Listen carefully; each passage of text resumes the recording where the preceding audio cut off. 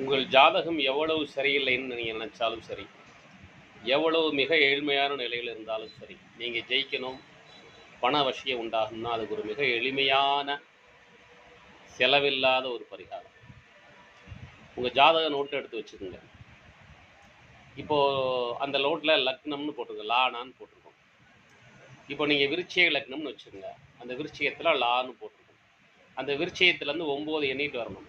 9 எண்ணிட்டு வந்தீங்கன்னா கடகராசி வரும், கடக லக்னம் வரும். அப்போ அன்றைக்கு தேதி இல்லை தினமும் கடக லக்னம் எப்போ வருதோ அந்த நேரத்தில் நீங்கள் மனசுக்குள்ளே தியானம் பண்ணுங்கள், இறைவனை வழிபாடு பண்ணுங்கள்.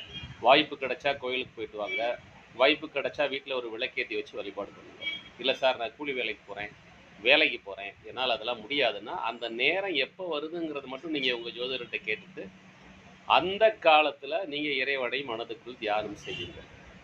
அதேமாதிரி இப்போ விருச்சிக ராசியில் பிறந்தவங்க, அதுலேருந்து 9வது ராசி கடகராசி, கடகராசியில் வரக்கூடிய நட்சத்திரம், இந்த கடகராசி வரக்கூடிய நட்சத்திரம் வரக்கூடிய அந்த 2.25 நாளும் கோயிலில் போய் இறைவனை வழிபாடு பண்ணுங்க.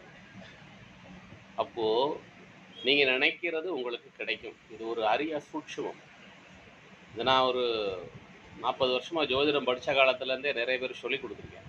2009 கொல்லிமலையில் நடத்திய என்னோட 171 வகுப்புகளிலும் கலந்து கொண்ட மாணவ மாணவிகளுக்கும் சொல்லி கொடுத்துருக்கேன்.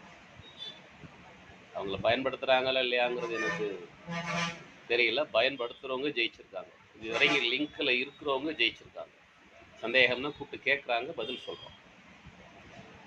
அதனால் நீங்கள் எந்த லக்னமாக இருந்தாலும் சரி, உங்கள் லக்னத்திலிருந்து 9 எண்ணி வரக்கூடிய லக்னம் வரக்கூடிய இது தினம் வரும், வரக்கூடிய நேரத்தில் இறை வழிபாடு செய்யுங்கள்.